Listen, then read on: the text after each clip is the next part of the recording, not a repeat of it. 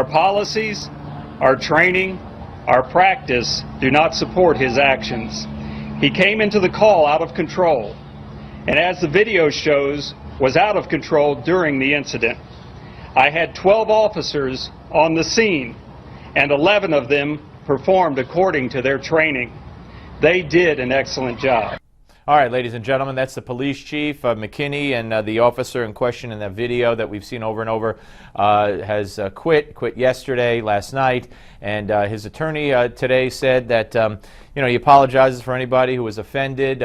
He had been to a suicide and an attempted suicide earlier in the day, wasn't even going to take this call until they said the violence was escalating, then felt it was his duty to do so. He had also pushed a white girl onto the ground, so she said there was nothing racial about it. Joining us now, Jane Velez-Mitchell on the Malzberg panel, founder of JaneUnchained.com, author of the New York Times bestseller Exposed, The Secret Life of Jodi Arias, and Larry Elder, radio host of The Larry Elder Show, author of Dear Father, Dear Son, 2 Lives, 8 Hours. And Larry, you have a new show to talk about, so tell us about it on the radio. Well, I now do my show noon to 2 live at crntalk.com. They're about 20 miles northeast of LA, so I have a bit of a drive now. I used to do my show from my home, so now I have a bit of a drive, but my audience has increased dramatically, so crntalk.com is how you can find me. Okay, great. Well, glad to hear that, Larry. Thank you very much for informing us. Congrats, Larry. All right, now you're all friends. Now let's have some more. All right, so Jane, your take on the officer and she's trying to soften me up, Steve. Don't let her Right, I know. Yeah. Should he be on the force or not? I think that he was out of control, but here's my big objection to all of this that's happening.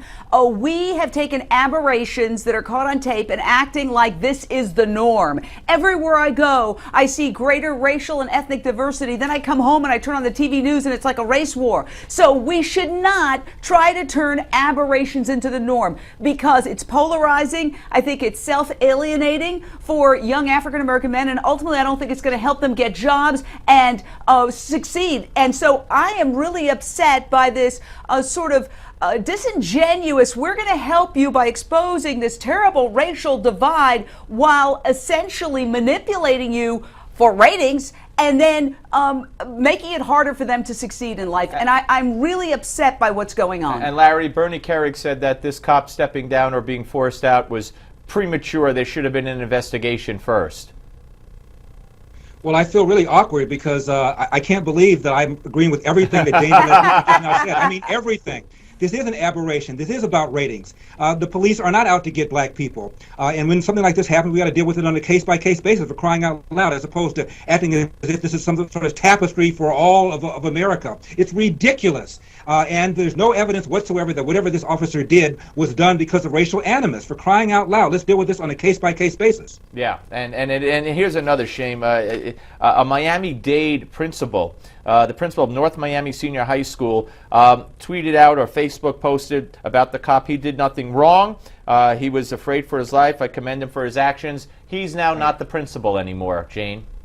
Well, that I think is political correctness gone awry. And I really want to take a solutionary approach. I think part of the game is saying we got to take sides. And that's where the polarization occurs. And I refuse to buy into that. All right, Larry, when we come back, you'll weigh in on the principal getting fired. Right now, just before we go to more of the panel, I want to let you know that we want your feedback.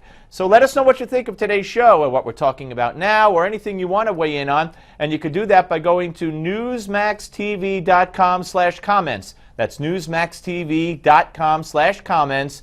And let us know what you're thinking because we want to have your voice heard. We'll be right back.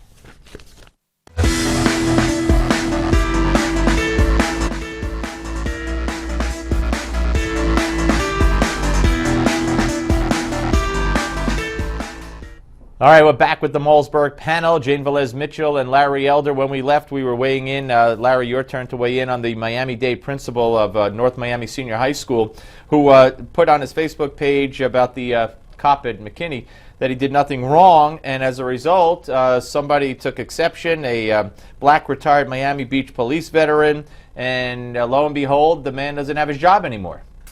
I didn't realize he's black. I don't know. That I don't know.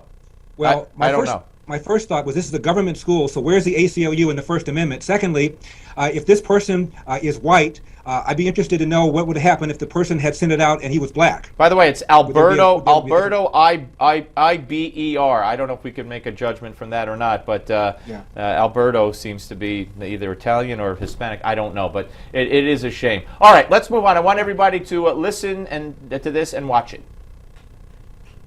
With respect to ISIL,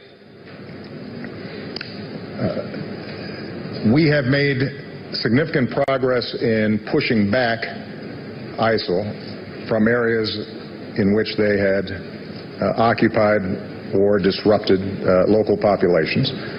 But we've also seen areas like in Ramadi where they're displaced in one place and then they come back in another. And they're nimble, and they're aggressive, and they're opportunistic. All right, what I had hoped that he was going to say in that cut, which was from a couple days ago, that we have no strategy, which of course is what he said, and then he threw the Pentagon under the bus, Larry. Right. And today, all of a sudden, there's a strategy of sorts that we're sending 500, 400 more advisors and trainers to Iraq to train the Iraqi people. So how did we come up with a strategy in 2 days that we didn't have in 2 years? That's a good question. What he actually said was, we don't have a complete strategy, to which John McCain said, okay, give us your incomplete strategy, because we still have no idea. And then he sends 400 more people over there. My question is, does Obama feel that we are facing an existential threat? If so, why are we outsourcing this? And if we're not facing a threat, why are we involved at all? He once called it a dumb war, pulled everybody out in December of 2011. Now we have 3,500 back there. Are we back there because it's a dumb war? Are we back there because we are threatened by these people? If we're threatened by these people, let's do it ourselves. This guy's policy, if you want to call it that, is just all over the place. Well, let me blame the media, first of all, for taking basically a small terrorist group and glamorizing and operating as a PR arm for ISIS, allowing them to grow and recruit thousands of foreign fighters, which they wouldn't have done if we hadn't plastered their, mystique all over television, well, if they hadn't chopped the heads of Christians off left and right, maybe we wouldn't have talked about There's them. a lot of things that are horrifying that are going on that we deem too grotesque to show, whether it's billions of animals being slaughtered for food or whatever. We can choose not to show something. We should have put a news blackout on all those people. Billions of animals being slaughtered for food? That's the way of the world. Well, no, it doesn't have to be. Well, industrialized farming doesn't have to be an exercise in mass genocide. Larry, so it's the media's fault here? I'm trying to understand exactly what Jane is saying. You're saying the media created ISIS? Yeah, I'm saying they were a small terrorist group. We plastered them all over the media. We showed them in their black outfits. A lot of people who, with one screw loose and men looking for a cause, saw that. They were recruited by the thousands. Let's not forget the women who have joined. Yeah, and the women who have joined, and now suddenly they're a real threat. And because we invaded Iraq for the wrong reasons when George Bush invaded, we don't have the political will or the political capital or the money to do what we should be doing now. So it's all about George W. Bush having invaded Iraq in the first place, right? Yeah. It's by the way, Jane, have you been checked out for Bush derangement syndrome? because it's incurable and it gets worse as you get older. I just want you to know that. Jane, let's acknowledge that the invasion in many people's minds was a mistake. When Obama pulled the troops out in December 2011, Jane, he said that Iraq was safe, sovereign, and self-reliant. That's on him, not on W. And by the way, he also called them a JV team, and he ignored them. And now, according to a report in a London newspaper, ISIS has a dirty bomb. And they have enough radioactive material to build their first WMD. That must be George Bush's fault also, as Obama has done nothing about this JV team for 2 years. Right, Jane? Well, look, if we hadn't spent trillions of dollars fighting an unnecessary war in Iraq, we would have the money to send 10,000 troops in there, because 450 troops ain't going to do it. We don't have the money? That's what Obama said? We don't have the money? We don't have the political capital because we're gun shy, because we engaged in a wrong war for the wrong reasons. And now, when we've got a real threat, it's an old story, the boy who cried wolf. Now we've got a real threat, these psychopaths with a potential dirty bomb. You mean Islamists? And radical Islamists? I'm talking about ISIS. Yes, radical Islamists who are building a caliphate and are killing non-Muslims and Christians and beheading them in the name of Allah. That's what they're doing. They're not playing psychopaths, Larry. pardon me for making such a boring point, but the two weapons hunters, David Kay and Charles Dulfer, the ones that W sent to find where the stockpiles were, they came back empty-handed. That's right. But both of them said that as soon as the heat was off, Saddam Hussein intended to restart his chemical and biological weapons program. So guys, we got to end it there. time. Larry, congratulations on the new show. And Jane, you. we'll speak to both of you very soon on the Steve Malzberg Show.